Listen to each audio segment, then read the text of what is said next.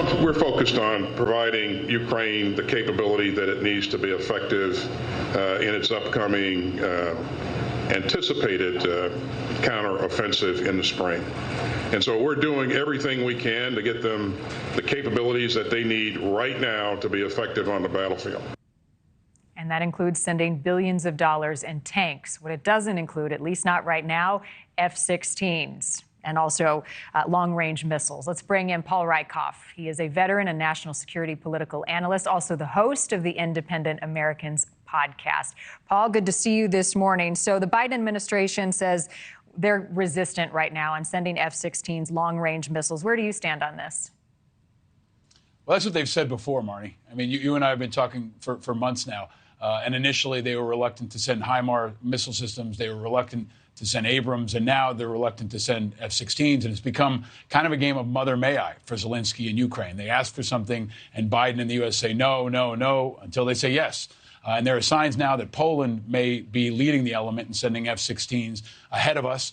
They may push our hand a little bit, and it's understandable given Poland's right next door and would face an immediate threat if Putin wants to continue forward. So if I were a betting man, I would tell you we probably will send F-16s. We may be reluctant to do it. It may be slower, definitely, than the Ukrainians would like, but it will make a significant difference, and it's happening when the spring offensive is probably already begun. Zelensky said this week he thinks it's already happening. The Russians are stepping up artillery attacks. Human waves are happening more, and it's looking like it's going to be a bloody spring. Yeah, no, undoubtedly. You know, as we focus on Russia's invasion and the battlefield in Ukraine, you've got a few other outlying issues that I think are important and interconnected. So let's talk about this. Many people are paying close attention to some comments, Paul, made by Secretary General of NATO, criticizing China of bullying its neighbors. So they're referring to Taiwan, adding that China is watching what is happening right now with Russia's invasion. He called it dangerous. Your thoughts on how all of this is more evidence that this geopolitical climate all is connected? Yeah, it's one giant global chessboard, and China is really the biggest piece on this chessboard as an adversary for the United States. Obviously, Russia is where our attention is focused. The war in Ukraine is like nothing we've seen in Europe since World War II, but China remains our largest military, economic, and political threat. So we can't take our eye off that ball. Former General Austin, the Secretary of Defense, announced we're moving additional U.S. troops into Manila, which is an area we hadn't done in the past. That's a sign of strength. That's to bolster the Philippines and others in the area for the threat from China. And China can see that the West has right now got their attention on Ukraine. They could see us getting bogged down, and Taiwan is always in play. So we may be in a situation in the next decade where we've got multiple fronts. And this is what the Secretary of Defense and the President have got to attend to every single morning. Right. And then in addition to that, Lloyd Austin also says the U.S. is going to increase its deployment of military equipment, including fighter jets, into South Korea.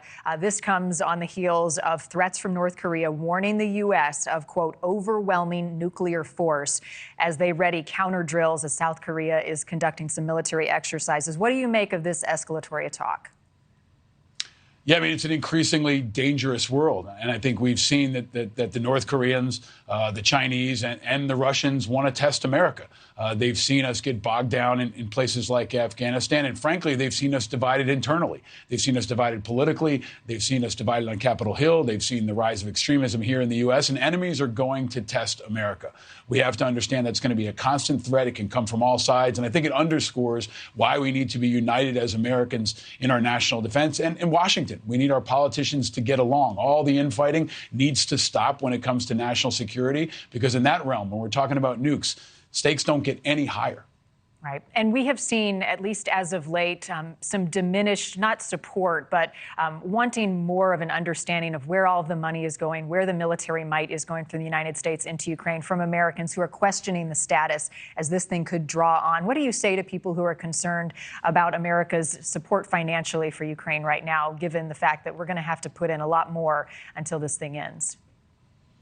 It's reasonable to want oversight, and that's another thing that Congress has got to be focused on. It shouldn't be partisan. We should obviously provide oversight, not just in Ukraine, but everywhere the Department of Defense spends money. It's the largest line item in the federal government. It dwarfs anything around the rest of the world, and the American taxpayer has a right to accountability. But at the same time, if you look at the proportion of what we're spending in Ukraine, it's about 5% of our national defense budget, and we've taken out half the Russian military without putting any American blood in there. I'm going to continue to emphasize it because I think it's really really important because our national security apparatus is massive. And we've been able to take out a tremendous amount of Putin's capacity that not only stops him in Ukraine, but limits his ability to project around the world. So I think in terms of return on investment, it's been pretty good for the American taxpayer, especially when you contrast it with Afghanistan and Iraq and so many other places where we not only lost money, but we lost lots of American lives. And we're not doing that here.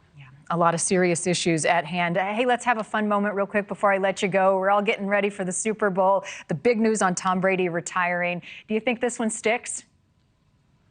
I hope so. As a Giants fan, I definitely hope so. He's had a heck of a run. He's been the greatest. But, I think this is one time where the Super Bowl maybe can bring us all together, Marnie, right? We talk about politics, we'll talk about the news, but everybody will be united in watching this shared experience. And that's a great American institution. And I think it's something we can all celebrate this time of year. Yeah, agreed on that. Always good to see you, Paul. Thank you for being with us this morning. Thank you, Marnie. All right, take care.